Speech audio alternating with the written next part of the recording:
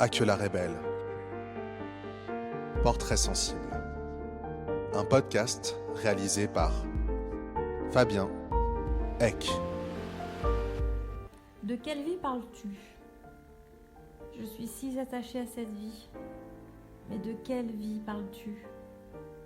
La vie facile que tu mènes en ce moment ? Es-tu vraiment attachée à la vie dans sa nudité, sous quelque forme qu'elle s'offre à toi ?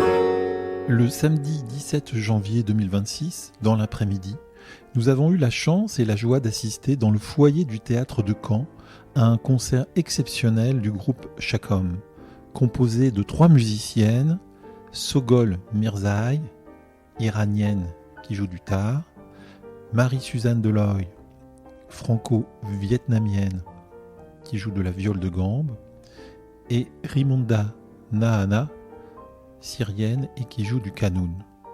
Elles nous présentaient leur album Les Vents Brûlants. j'avais rencontré dans la matinée Sogol et Marie-Suzanne après le petit déjeuner dans le bar de leur hôtel.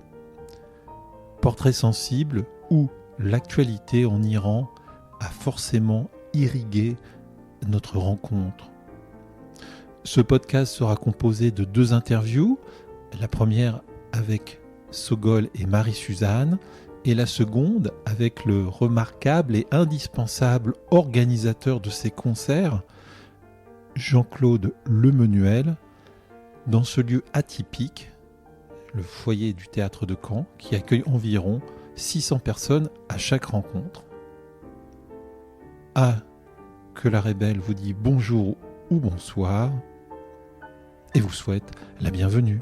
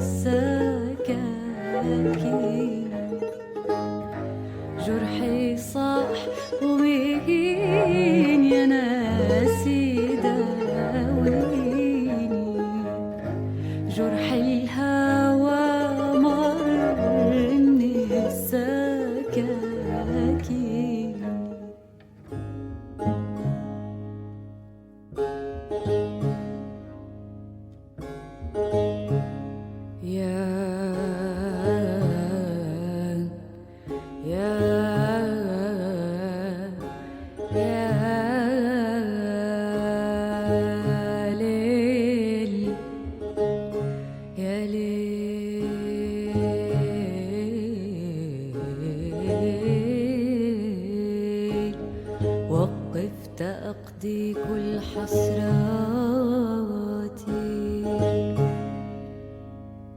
يمكن نسيت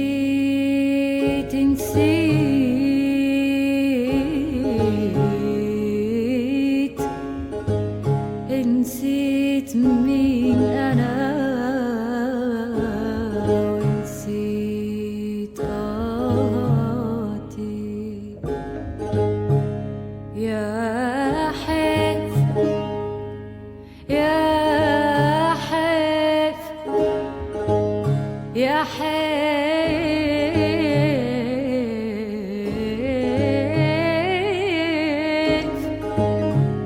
يا حيف كيف انقضت بيديك ساعاتي شمل الحبايب ضاع وتكسر قدام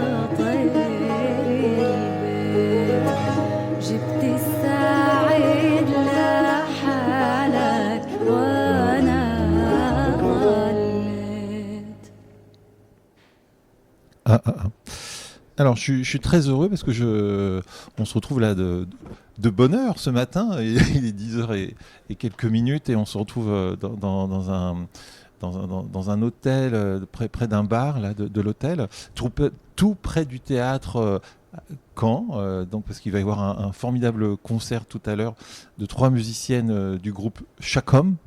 Chacom. Chacom. Ouais. Voilà, qui aura lieu dans le foyer tout à l'heure. Alors, je suis très heureux parce que je suis avec deux musiciennes. Une qui est, on va dire, à l'origine de ce projet. Mais tout d'abord, je voudrais savoir, Sogol, si tu fermes les yeux, là, quel lieu t'emmène tout de suite en Iran? Qu'est-ce que tu vois de l'Iran, là, tout de suite, dans l'enfance? Ah, dans l'enfance. Un lieu d'enfance, là. Parce que je pensais même, tout à l'heure, en venant en voiture, vous venez prendre le petit déjeuner, et du coup, je me disais, mais qu'est-ce qu'on prend aussi? C'était quoi en Iran, dans la ville où tu étais, au petit déjeuner? Qu'est-ce qu'il y avait au petit déjeuner? Je penserais tout de suite à la montagne. Parce qu'à Téhéran, il y a des montagnes. Je me souviens toujours, par la fenêtre de ma chambre, je voyais les montagnes. Et le nom de la montagne?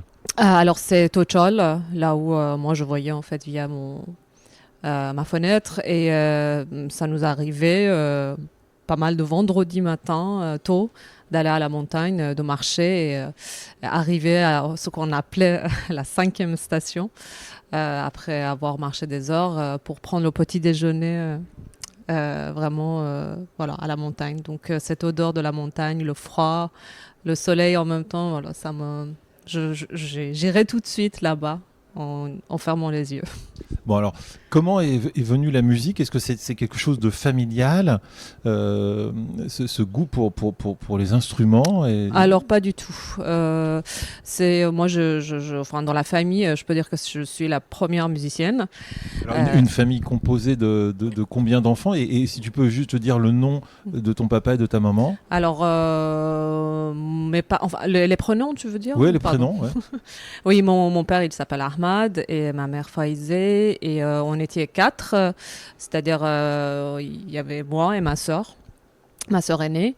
Donc, l'histoire a commencé parce que mon père, il avait un ami luthier qui fabriquait des setars, qui est un autre instrument iranien, un luth à longue manche pincée aussi, que je joue toujours d'ailleurs. Il a acheté cet instrument, enfin, il a acheté un setar de son ami luthier.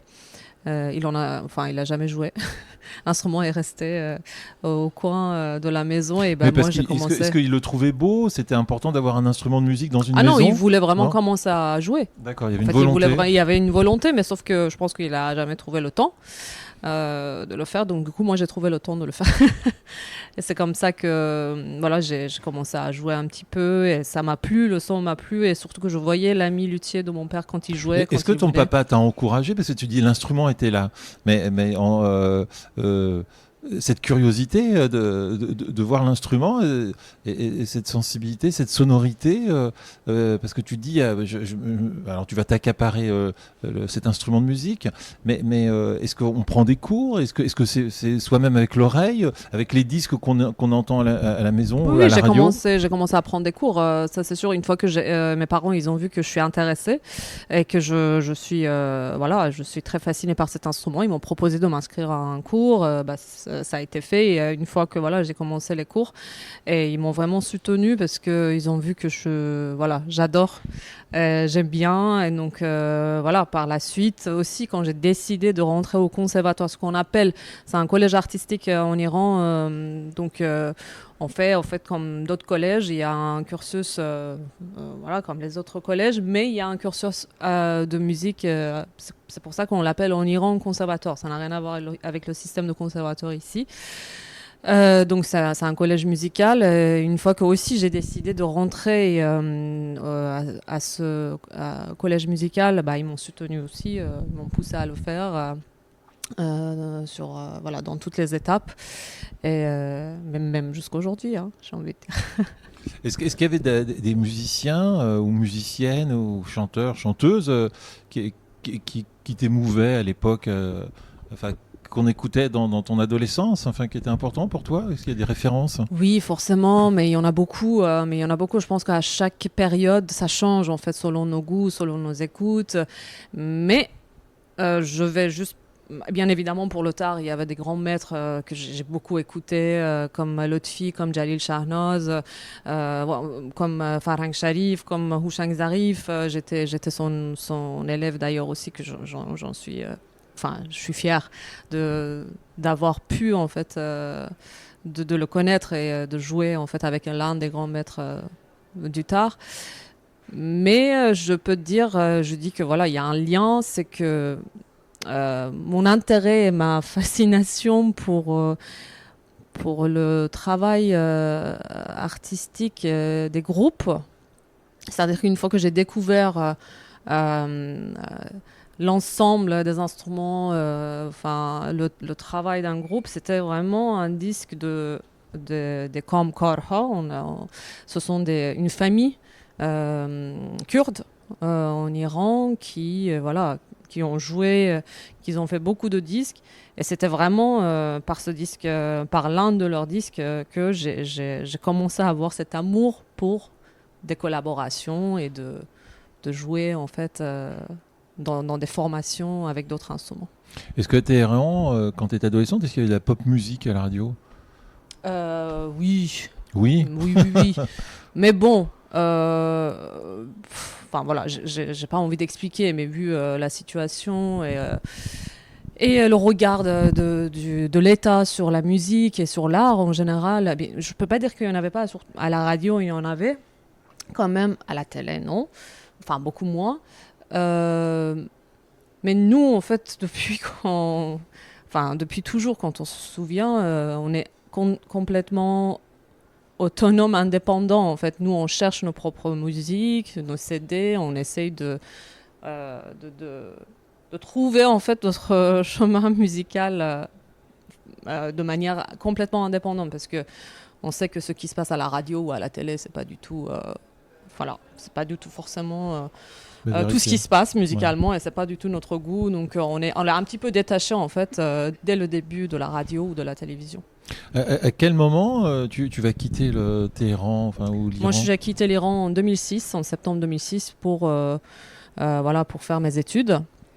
Je suis alors, tes études? Mes études en musicologie. D'accord. En musicologie, j'ai quitté l'Iran en 2006. Je suis arrivée à Reims. D'accord. Alors, on va un peu vite, Sogol. Est-ce que c'était facile, possible de quitter comme ça son pays? Et qu'est-ce que ça fait à l'intérieur de soi de quitter sa famille, ses habitudes et puis C'est pas bien évidemment, c'est pas facile. Mais disons que j'étais très jeune, j'avais 19 ans. Et j'avais un objectif et une motivation très forte qui me motivait.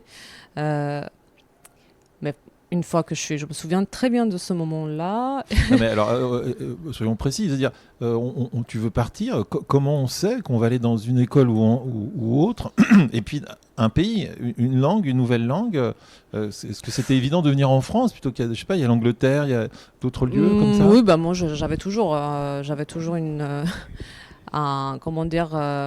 j'ai toujours oui, voilà, c'est ça. Pour la France, le français surtout, et aussi j'avais quand même cette envie de faire mes études à la Sorbonne. Donc voilà, pour moi ça a été vite tranché. Pourquoi pas d'autres pays D'accord, mais donc c'était autorisé, le gouvernement iranien autorisait à ce que leurs compatriotes puissent s'exiler ou aller en tout cas dans travailler la musique ou autre, quoi. C'est pas vous n'étiez pas fermé complètement, quoi? Non, on peut pas être fermé. Je veux dire que en fait, si quelqu'un décide d'aller faire des études, si on fait les démarches comme il faut, non, mais il suffit d'avoir un visa. Et Tu étais la première des 4 enfants à pas quitter la famille? On était 2 enfants. 2 enfants. Oui, j'étais la première. D'accord. Ouais. Bon, c'est toi qui as lancé le chemin. Bon, allez, on va après arriver un peu plus loin dans la suite, une fois que tu es arrivé en France. Mais tout de suite, on va donner la parole à Marie-Suzanne. Marie-Suzanne, c'était quoi ton rapport à à l'art, puisque ce podcast s'appelle Ah que l'art est belle. Qu'en était-il de ton enfance? Est-ce qu'on t'emmenait justement bientôt là, dans quelques heures, il va y avoir un concert dans un théâtre. Est-ce qu'on t'emmenait au cinéma? Est-ce qu'on t'emmenait à la médiathèque chercher des livres ou des bandes dessinées? Je crois que mes parents m'emmenaient, surtout mon père en fait, c'est plutôt mon père qui m'a transmis ça, m'emmenait voir des expositions. D'ailleurs, à une époque, enfant, je voulais être peintre italien. J'ai pas réussi à remonter le fil, mais je pense que ça devait être lié à peut-être une exposition qu'il m'avait emmené voir. Et au concert, oui, on allait un peu au concert. J'ai surtout des souvenirs ados d'être allé voir des choses, de m'être ennuyée aussi, de chercher comment ne pas m'ennuyer au concert. Mais c'est pas évident parce que j'ai un enfant moi qui a 7 ans et c'est pas si évident de transmettre ça parce qu'on se dit que ça va l'ennuyer, etc. Mais en même temps il se passe vraiment, il y a vraiment quelque chose de la transmission qui se fait. Et il écoutait de la musique pas mal à la maison, donc de la musique classique, jazz, et c'est à peu près tout, je crois. Donc, pendant longtemps, je pensais que les choses étaient classifiées comme ça. Il y avait le classique et le jazz, et la pop, et puis ce que les autres gens écoutaient. Parce que tu as grandi dans quel environnement? Donc toi, tu es né en France? Je suis né en France, ouais, en région parisienne. D'accord. En banlieue? Banlieue, ouais. Donc à un moment donné, je me suis mise à écouter les radios où il y avait du rap et des choses comme ça. Quelle banlieue, soyons plus précis? Dans le 95, à Gonesse. 9-5. Okay. Exactement, 9-5. D'accord. Bon, alors comment on en vient à écouter des choses qui sont dans des cases, là, comme ça? Enfin, on croit que le monde est dans des cases. Ouais.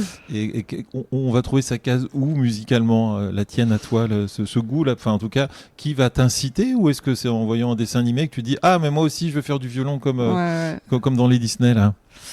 Moi, je voulais faire du piano, mais pour tout un tas de raisons, c'était compliqué. Donc, mon père m'a inscrite à un cours d'orgue dans une église. Donc, sur le moment, j'ai pas trop vu le lien. Hyper fun. Hyper fun. Mais il se trouve que c'était un orgue classé monument historique, un orgue classique français. On dit classique français pour la période baroque en musique. Et avec un pédalier très spécifique, un pédalier à la française, qui est pas les pédaliers à l'allemande. Et avec vraiment...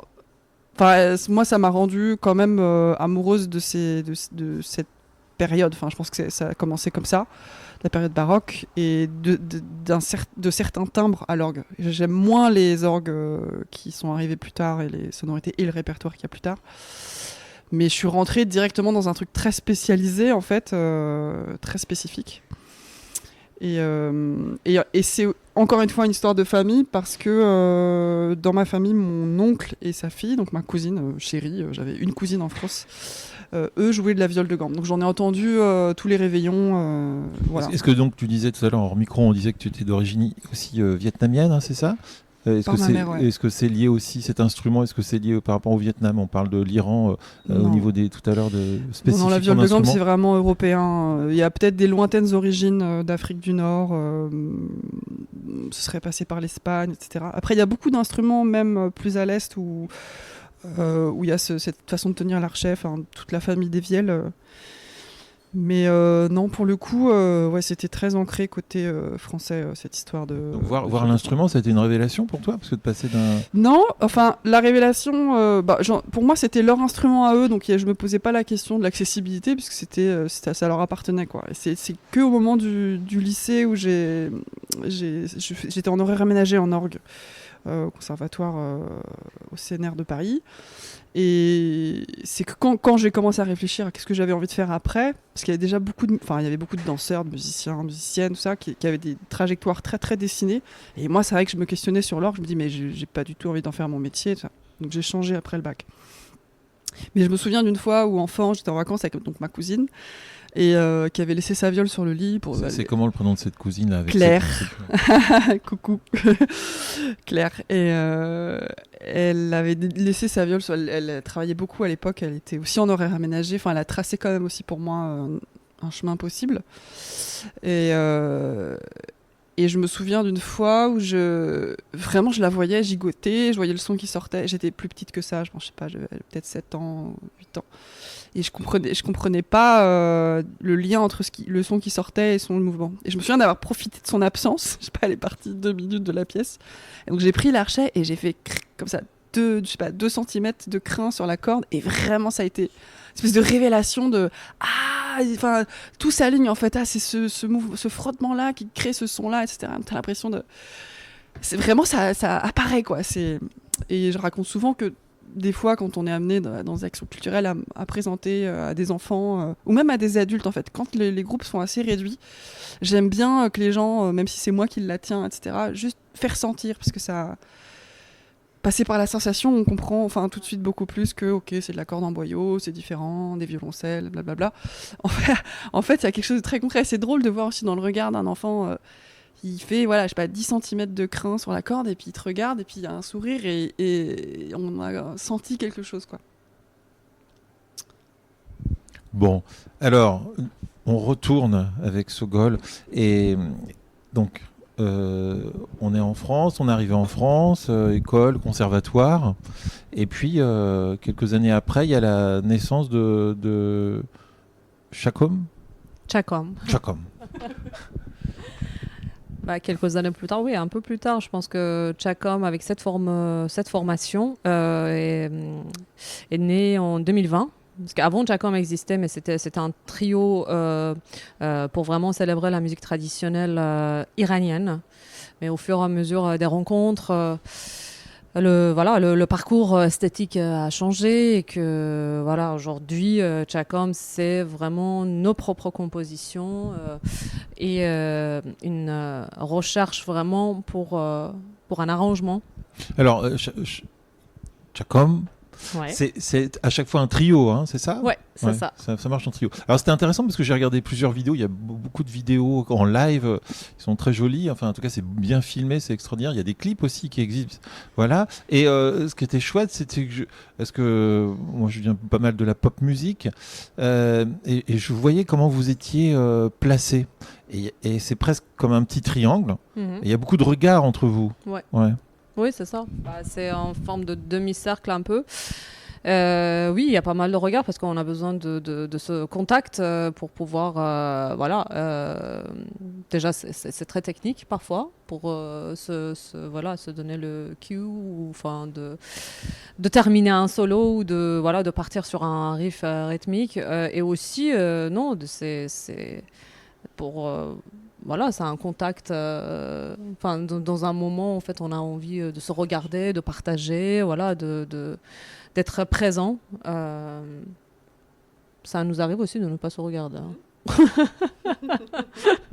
Ça dépend des jours. Ça dépend des jours. Des jours, des nuits, des lunes, peut-être. C'est ça. Comment vous vous êtes rencontrés toutes les deux ? Parce que c'est pas rien, c'est trouver un compagnonnage.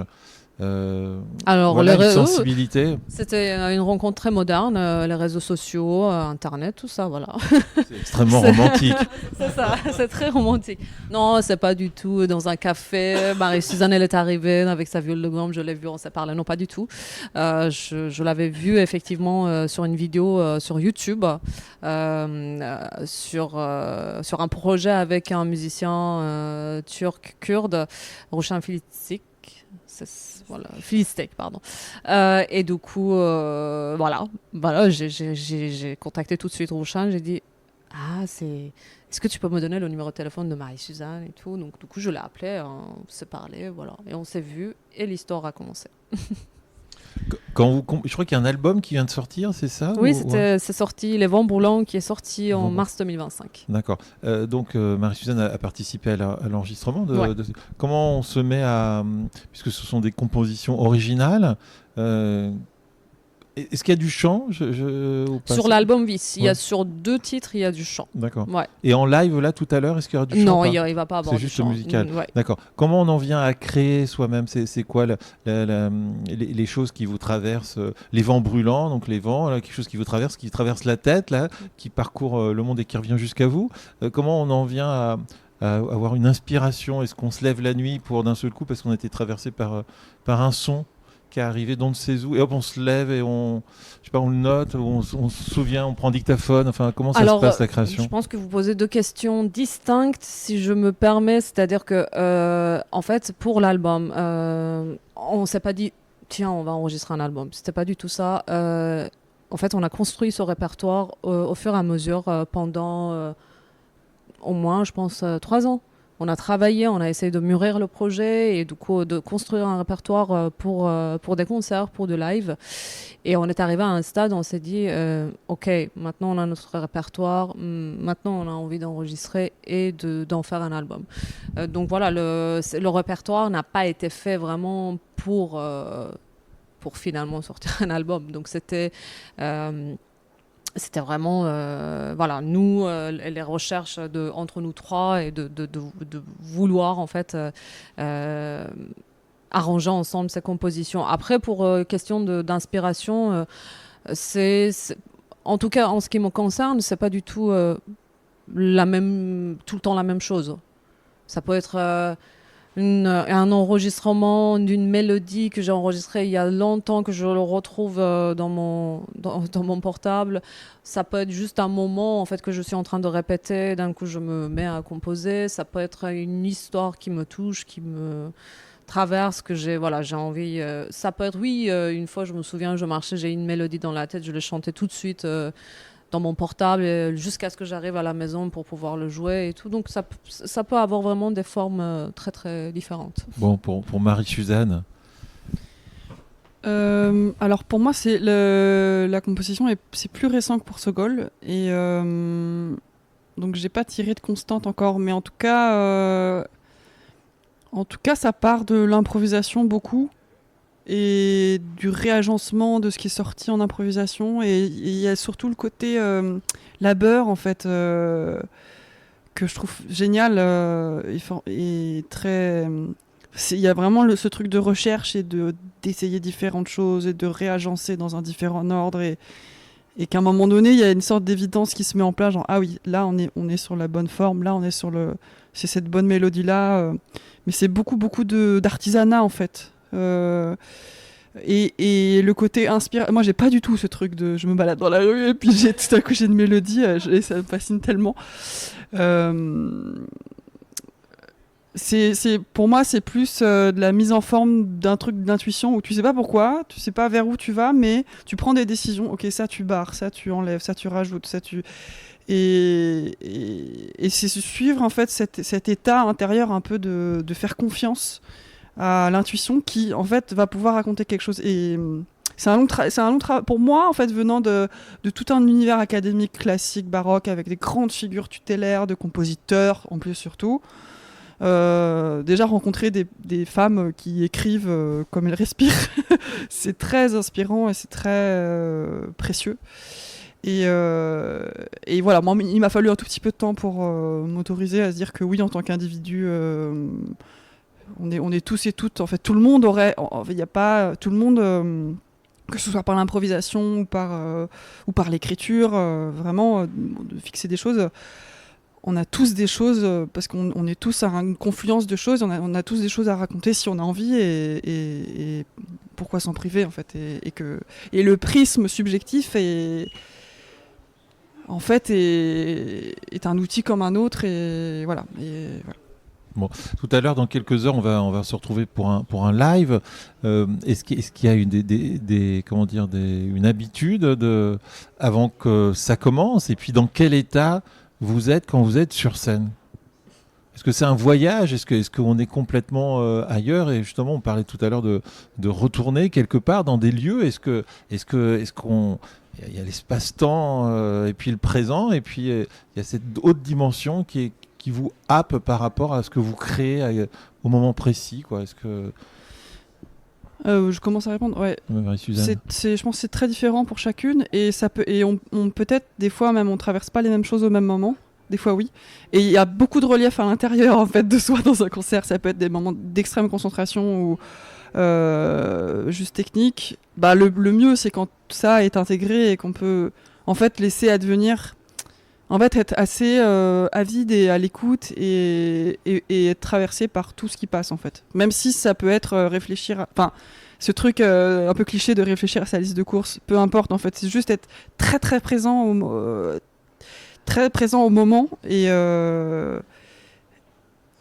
le donner en retour en fait. Je sais pas comment. Enfin, en tout cas, moi j'aime bien rechercher ça, c'est un état de présence. Et aussi que ce qui se passe à l'intérieur dans l'imaginaire, des fois on est surpris de là où ça nous emmène, faire confiance au fait qu'il y a quelque chose qui passe par la musique et par une connexion d'imaginaire en fait avec les gens. C'est un truc un peu magique. Non, mais elle a tellement bien répondu que je ne vais pas gâcher. Hein. Donc, voilà, ouais, c'est exactement ça. Bon, alors une dernière question qu'on pose tout le temps dans le podcast. Il y a un metteur en scène polonais qui s'appelle Andrzej Żuławski qui a fait des films en Pologne et puis hors de Pologne puisqu'il a été dégagé du pays pour des raisons politiques. C'est pour ça qu'il arrive en France. Et il a fait un film qui s'appelle, il a travaillé avec Romy Schneider, Isabelle Adjani et aussi Sophie Marceau, mais il a fait un film qui s'appelle La Note Bleue. C'est un film sur Frédéric Chopin, George Sand. C'est dans la maison de George Sand à Nohant. C'est leur dernier jour. Ils vont se séparer, ils vont se quitter. Ça va être la fin d'un amour. Et il y a Marie-France Pizier qui joue l'actrice, qui joue George Sand, qui dit cette phrase, qui dit « Quand le ciel est vide et que ça m'a fait mal et que je comprends plus rien à rien ». Vous, les filles, comment vous traversez cet état-là ? Quand le ciel est vide et que ça fait mal et qu'on comprend plus rien à rien. C'est compliqué.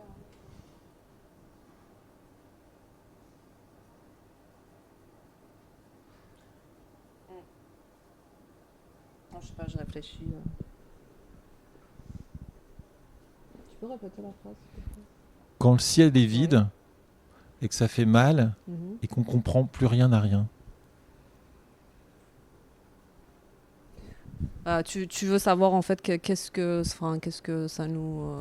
Comment on est traversé, comment on s'en sort, comment on fait pour continuer à vivre. Je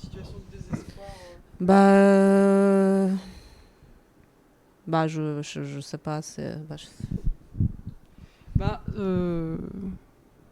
Je commence à parler pour toi et peut-être ouais. Je pense que ça va faire bizarre, hein. Mais vous couperez après pour. Quand il y a des situations de bon, en ce moment voilà, on est le podcast, ça fait une semaine qu'il y a un blackout total en Iran et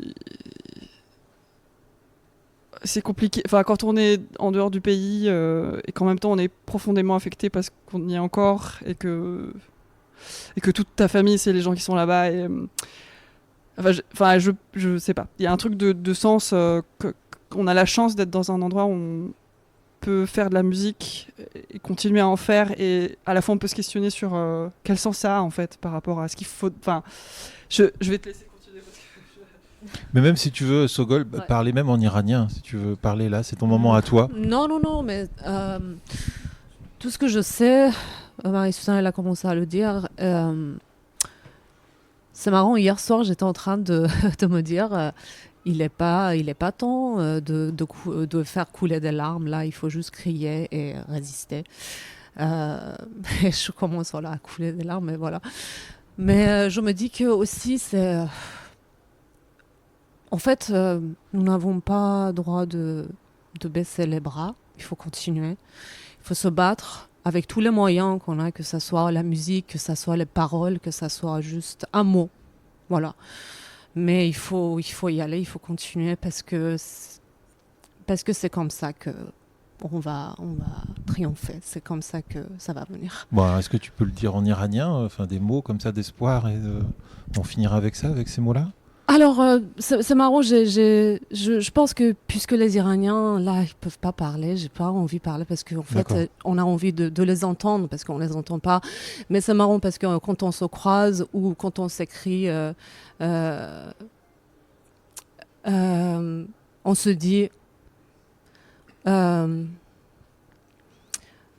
Azadi nazdike. On dit la liberté s'approche. En fait, on se dit tout ça. Donc, voilà, j'avais envie de répéter ça. Bon, on va vivre une belle communion dans quelques heures tous ensemble grâce à Chakam. Chakam. Chakam. Bon, merci beaucoup Sogol et merci beaucoup Merci. Marie-Suzanne. Merci.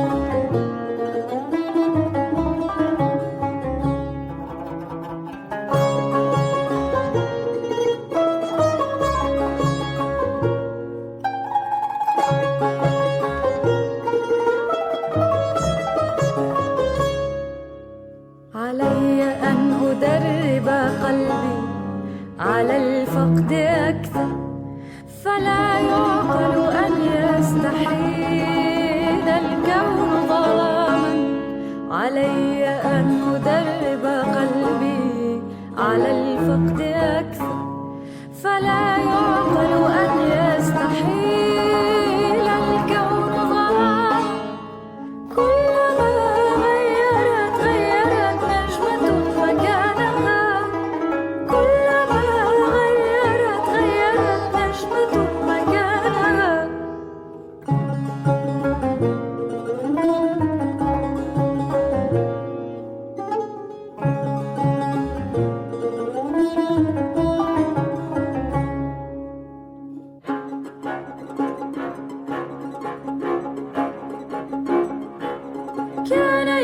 كان يجب أن ندرب قلبي كيف يحفظ ضوء النجمة ويصغي لوهجها كان يجب أن ندرب قلبي كيف يحفظ ضوء النجمة ويصغي لوهجها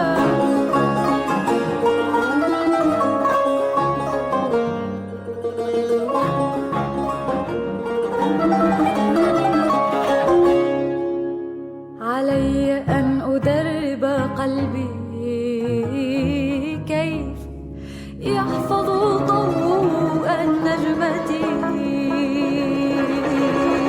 حين تلمع في الوجوه فلا تصيبه العتمة إن تغيب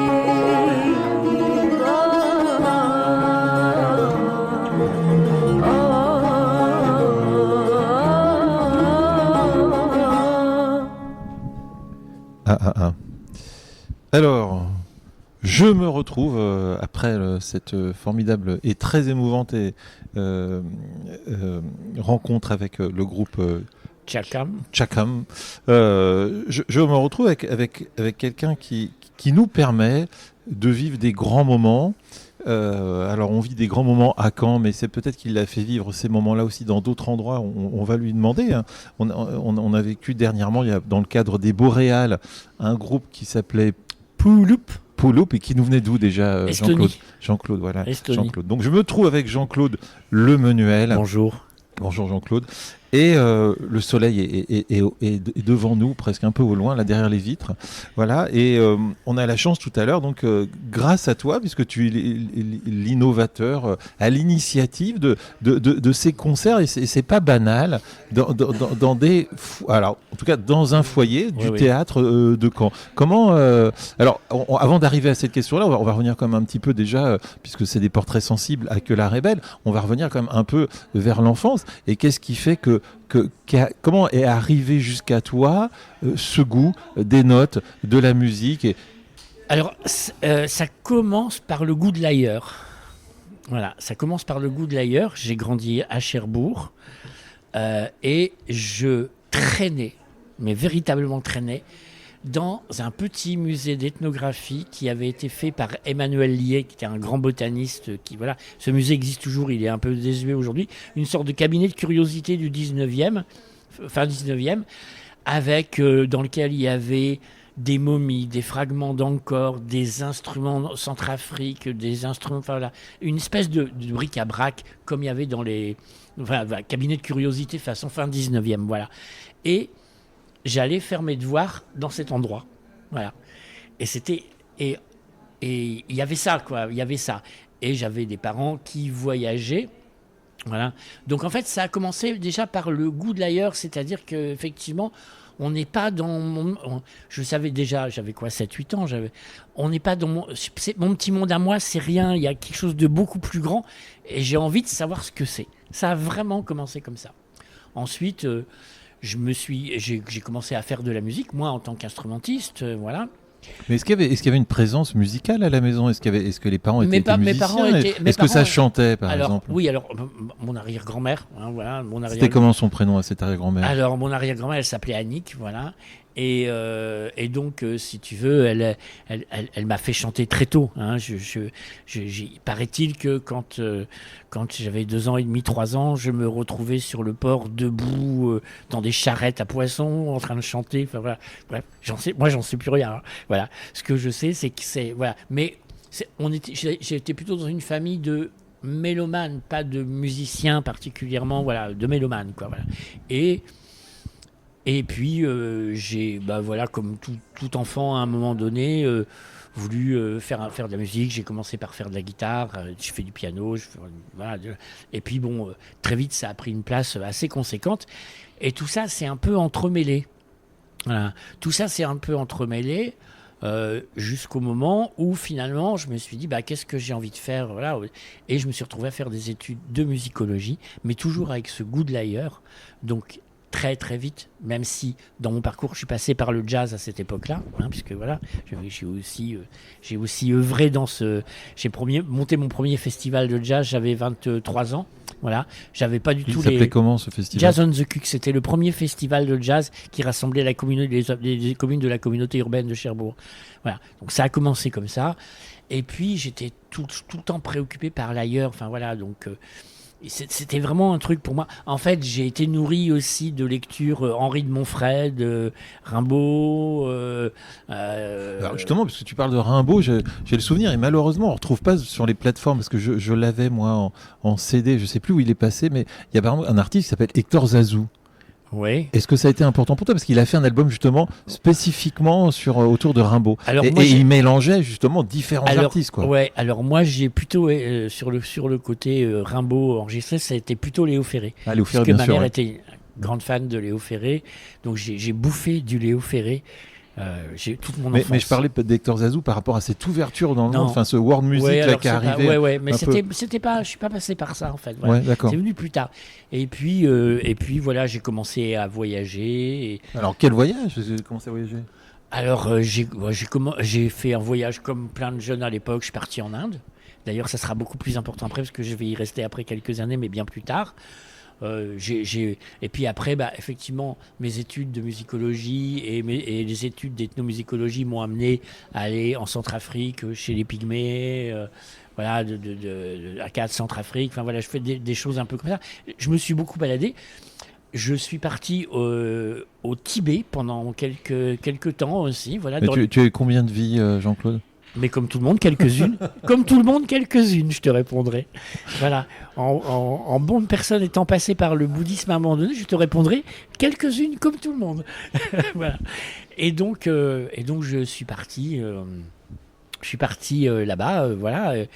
En fait, comment te dire, c'est si je rencontre quelque chose que je ne connais pas et qui me fascine, je ne peux pas faire autrement. Enfin, je ne peux pas le contourner. Voilà. Et ça a tout le temps été ça, la direction de mon existence, et je ne peux pas le contourner. Donc, je suis allé étudier les musiques du bouddhisme tibétain, comme je me suis plongé chez les Pygmées Akkad Centrafrique, chez les Mratsig du sud de Tunisie. Je fais les choses. Voilà, c'est vraiment comme ça, quoi. Donc, mais c'est ce désir, cette envie, est-ce que, parce qu'on voit qu'il y a un sentiment un peu de, enfin, je sais pas, ou une nécessité en tout cas de liberté, d'aller vers l'ailleurs, tu y vas, tu fonces. Oui, oui. C'est à un moment donné, il y a même, enfin, je veux dire, c'était quand je suis parti au Tibet, je savais même pas si je revenais.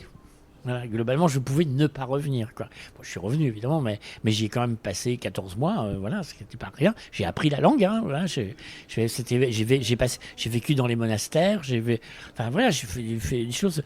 je dirais que c'est comme une sorte d'ADN. C'est comme si mon existence ne pouvait pas être complète sans cette diversité. Et d'ailleurs, cette diversité, elle m'a suivi partout, tout le temps. Et elle continue à me suivre tout le temps. Je ne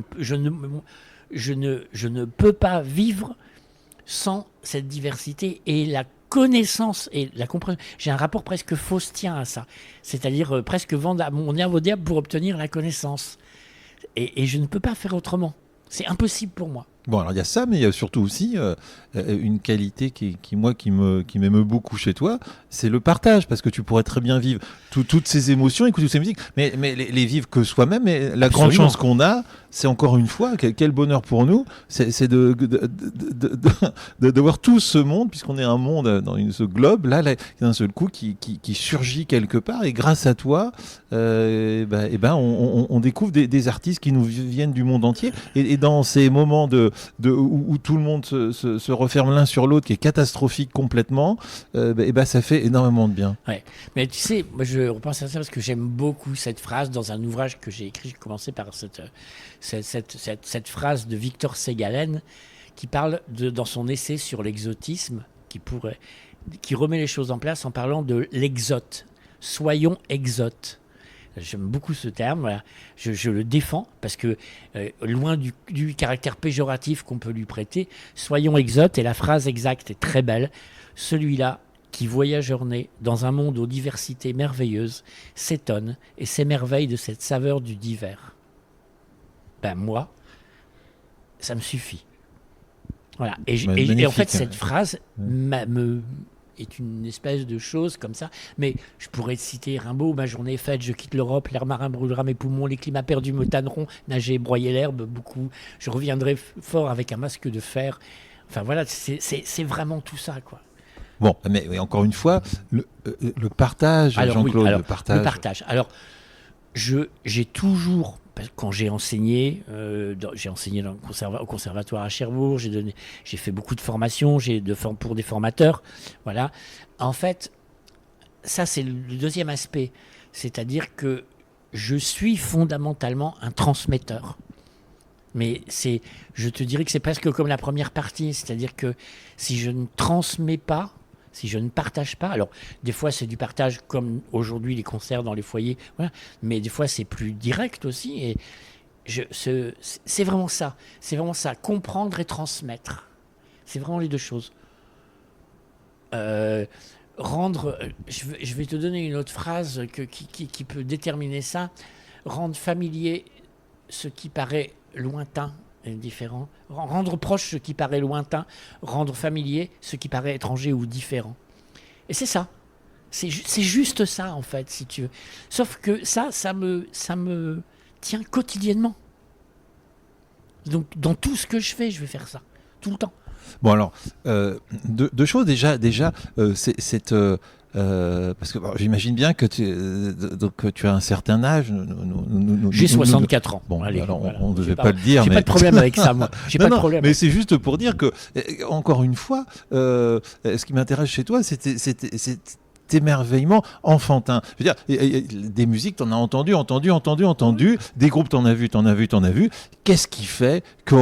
Voilà, on a de la chance d'écouter chacun. On a eu la chance de voir Pouloup. Oui. Voilà. Qu'est-ce qui fait qu'on tombe, comme dirait par exemple le cinéaste Xavier Dolan, à nouveau, on tombe en amour? Ah, la capacité à s'émouvoir. Cet exote qui s'étonne et s'émerveille de cette saveur du divers. En fait, c'est vraiment ça. C'est-à-dire que moi, quand j'ai entendu Chakam la première fois, ça a été, je me dis, mais qu'est-ce que c'est que cette chose que je comprends et en même temps qui va ailleurs donc voilà. Et à un moment donné, je suis allé les écouter et mon premier réflexe a été de dire, voilà ce que j'ai envie de donner à entendre au public pour que le public se questionne. C'est-à-dire qu'on peut... Chacun, c'est quoi en fait? C'est le croisement d'héritages culturels pour donner à entendre à travers des compositions personnelles à la fois cet héritage, mais aussi autre chose. Et pour moi, c'est le sens même. Tu sais, le sens du mot traditionnel, au latin traditur. C'est vraiment quelque chose qui se transforme, en fait. Qui va se transformer en permanence, qui n'est jamais. Et chacun, pour moi, c'est un des creusets de ça. Voilà, c'est pour ça que cet ensemble m'intéresse, c'est cette capacité. Alors, ce ne sont pas les seuls, bien sûr, mais je trouve qu'elles le font avec beaucoup d'intelligence, beaucoup de brio et beaucoup de finesse. Et moi, je pense que c'est un groupe, justement, c'est un ensemble qui a cette capacité de donner à s'émouvoir et à se questionner, c'est-à-dire les deux. Les deux. Bon, alors formidable hein, d'être avec toi et de vivre cette interview là. Et je me dis mais alors c'est extraordinaire. Il y a un désir, il y a une envie de partager, mais encore une fois, il faut des lieux qui accueillent. Et surtout encore une fois, c'est des choses un peu particulières, on va dire entre guillemets. C'est pas Lara Fabian que tu proposes. Non, donc comment on trouve des gens qui te font confiance et qui soient suffisamment humain, parce qu'on va pas dire ouvert, on va dire juste humain, puisqu'on est là pour partager des choses et découvrir des choses. Donc comment on trouve des lieux, et puis comment on s'inscrit quelque part, et comment on t'accompagne, et on te dit vas-y, quoi. Alors il y a plusieurs choses. Bon, après il y a effectivement les rencontres, l'histoire. À la fin des années 90, début des années 2000, quand je suis rentré de l'université indienne où j'étais parti faire un doctorat de musicologie hindoue, enfin voilà, ça fait partie de mes 10 000 vies. 10 001, pardon, j'en ai oublié une. Et donc, et en fait, on a travaillé ici sur le patrimoine culturel normand à travers les artistes issus de l'immigration. On a beaucoup travaillé là-dessus et on est allé convaincre des lieux qu'il fallait donner une place à ces gens qui traversaient le quotidien de tout le monde de manière anodine et transparente et qui étaient porteurs d'une histoire parfois tragique, douloureuse, mais qui était porteur d'une histoire et d'un savoir musical. Voilà. Et comment dire, c'est difficile de dire ça, mais quand on me donne la parole, je ne dis pas quand est-ce que je la rends. Donc quand on me donne l'occasion de m'expliquer et d'argumenter, j'y vais, quoi. J'y vais, j'ai les arguments. Il faut savoir convaincre. Savoir convaincre, c'est pas seulement artistiquement, c'est prouver la nécessité d'eux. Voilà. Et ici, mais ça a été le cas ailleurs, hein, puisque j'ai fait des choses un peu partout dans la région pendant des années. Le théâtre de Caen, c'est une chance particulière, parce qu'effectivement, le directeur du théâtre qui vient de partir, donc Patrick Foll, parce qu'il y a un nouveau directeur qui vient d'arriver, là on est en janvier 2026, qui vient de prendre sa place, m'a fait confiance, et j'ai carte blanche depuis 25 ans. Carte blanche depuis 25 ans. Il n'y a que 2 lieux en France qui donnent carte blanche à quelqu'un d'extérieur à leur équipe pour faire de la programmation musique du monde. L'Opéra de Lille avec l'association Atakafa et l'Opéra de Caen avec moi. C'est une chance énorme. Alors après, j'ai, on va dire, redonné ce qu'il fallait, c'est-à-dire captiver un public, avoir su rendre un public fidèle, aller chercher des choses qui sont pas forcément tout le temps dans la lumière, parce que forcément je vais plutôt aller chercher, mon réseau c'est plutôt les groupes qui sont un peu plus dans l'ombre, qu'on voit moins. C'est ceux-là que j'ai envie d'aller chercher, c'est ceux qui font perdurer, qui construisent l'avenir de ces musiques-là. Voilà. Et on va dire, et en plus le public est présent, parce que quand il y avait le festival Les Boréales pour Pouloup, je veux dire, on était nombreux à attendre devant le théâtre. Il faisait très froid. 630. Il faisait froid et tout le monde était là et bien avant que les portes s'ouvrent pour être présent. L'année d'avant, c'était pareil avec l'artiste finlandais Antti Paalanen. Hein. Il y avait 250 mètres de queue devant le théâtre 1 heure avant. Hein. Et c'est comme ça. Mais en fait, parce que à un moment donné, le public a confiance. Je veux dire aussi, c'est gratuit aussi. Oui, bien sûr. C'est pas rien. Ouais. Déjà, c'est un choix du théâtre, c'est un choix de politique culturelle du théâtre, et le public a confiance. Les 3/4 des groupes, les gens les connaissent pas, enfin même la quasi-totalité. Seulement, ils savent qu'on ne se moque pas d'eux. Et qu'on va pas les faire consommer idiotement, on va leur dire des choses sur ce moment. Mais cette idée de foyer aussi, c'est original, ça. Alors qu'on te donne un lieu qu'il est comme il est, mais finalement on est très bien dans ce endroit-là. Il est comme il est. Des fois, moi j'ai râlé contre ce truc parce que ça m'empêchait de produire des choses qu'il faudrait produire plutôt sur la grande scène. Mais en même temps, ce lieu il y a une espèce de proximité avec le public. Ah, on est très très près, puis il y a un balcon aussi d'une certaine manière. Et puis surtout, qui est bien par rapport aux musiques traditionnelles, aux musiques du monde. C'est pas on n'est pas face à des orchestres symphoniques ou à des groupes de rock où la distance peut être un petit peu plus longue, c'est pas très grave. Les musiques traditionnelles, les musiques du monde ont besoin de cette proximité. Moi, au début, j'étais un peu dans l'expectative par rapport à ça, et aujourd'hui, mon propos, il est vraiment inverse.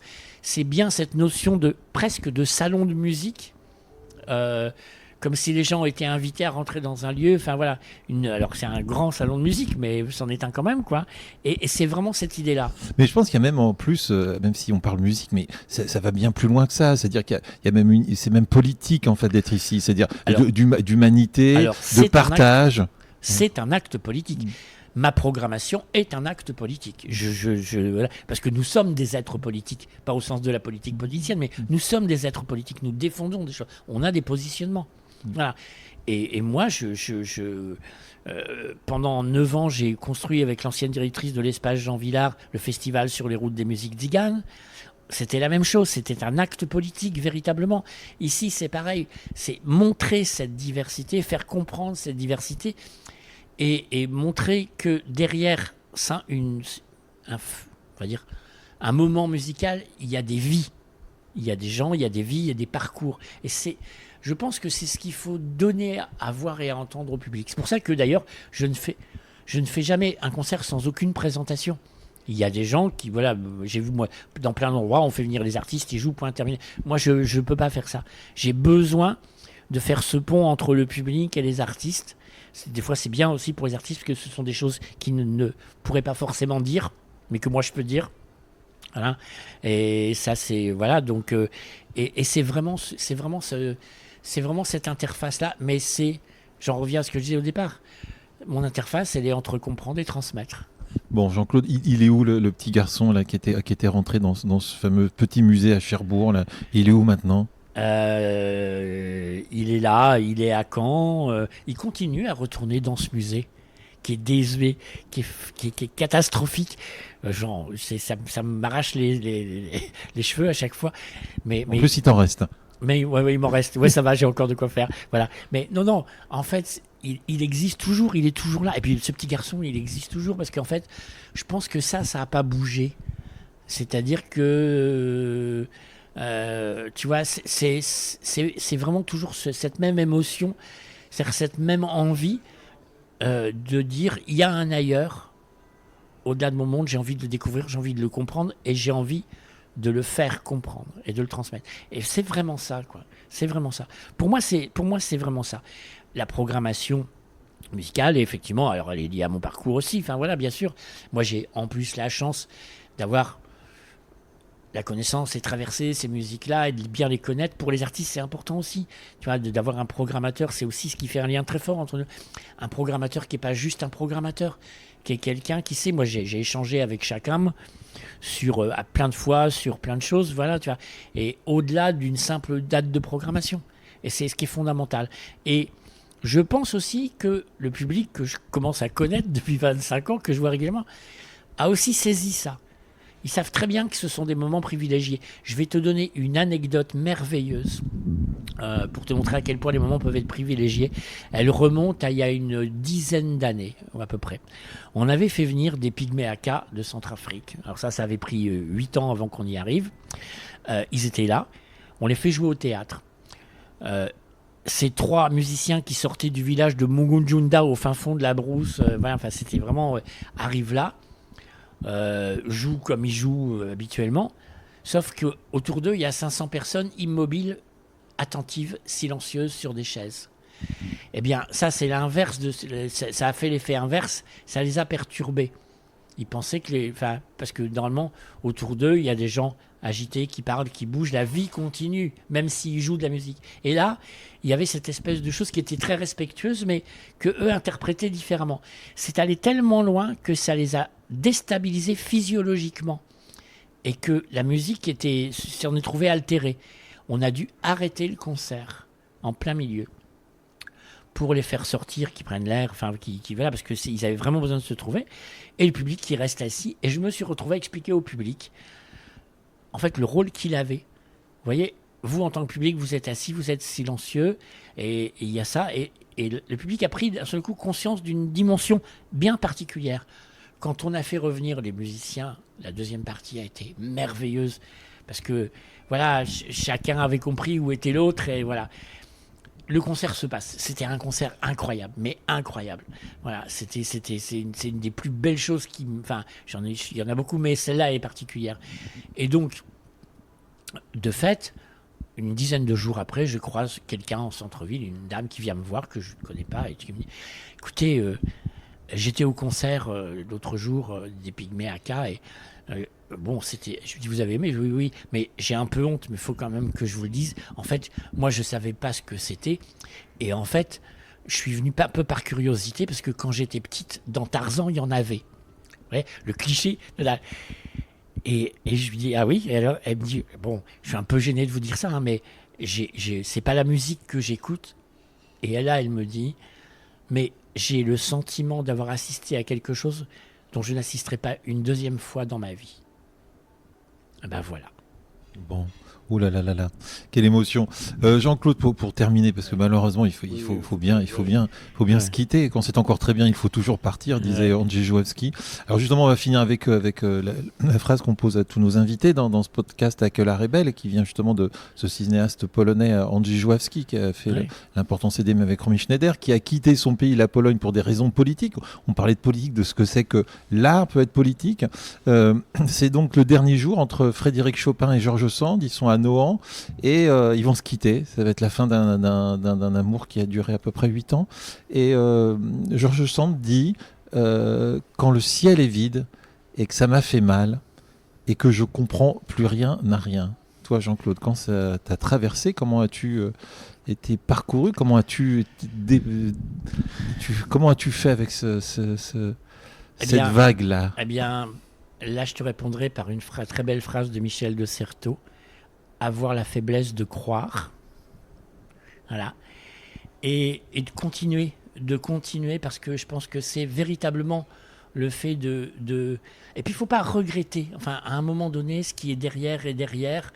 Il faut pouvoir avancer, continuer à croire, continuer à regarder devant. Ça ne veut pas dire qu'il faut oublier, qu'il faut nier, mais je crois véritablement que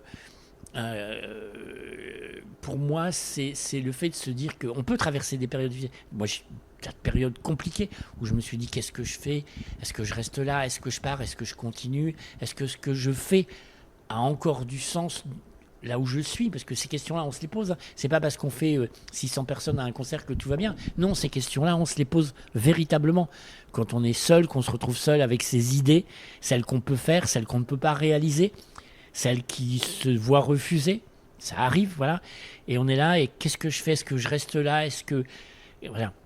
Eh bien, il y a une phrase de Fernando Pessoa qui me revient à l'esprit, qui est un de mes auteurs favoris. Fernando Pessoa dit...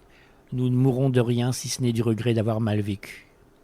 Bon, formidable, on va se quitter là-dessus, et surtout on va se quitter en remerciant ta grand-mère ou arrière-grand-mère, je ne sais plus. Ma grand-mère et mes parents, puisque qui t'ont accompagné, qui t'ont amené là, mais qui au niveau de sans le savoir, en tout cas, ont inculqué en toi une base mélodique qui a transformé ton cœur et transforme les nôtres. Dans quelques heures, nous aussi, nous pourrons dire comme cette dame qu'on a vécu quelque chose d'unique à nouveau grâce à toi. Alors merci beaucoup. Merci.